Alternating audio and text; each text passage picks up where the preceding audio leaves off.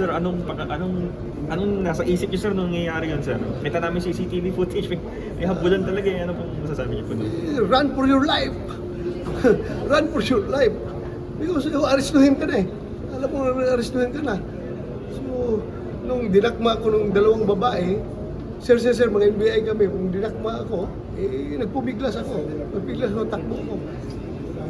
Opo, sir, yun nga po yung pinabulaanan ng NBI. Hindi daw kayo ni-wrestling at kayo pa daw po yung nanulak ng NBI agents. So ano ba yung tulak, hindi yung part ng wrestling? Ayaw ko kung ano standard na sa wrestling. Yung aking wrestling, yung pagpupumiglas, that's racial for me. Gusto nila, Islam down ko yung babae doon sa heg. Hindi, iwas ako. Sir, message na saan? Sa Filipino people, yung mga sumusuporta sa'yo or yung mga hindi sumusuporta sa'yo? Sa akin lang, either kayo sumusuporta sa akin o hindi sumusuporta, isipin nyo na tayo yung Pilipino.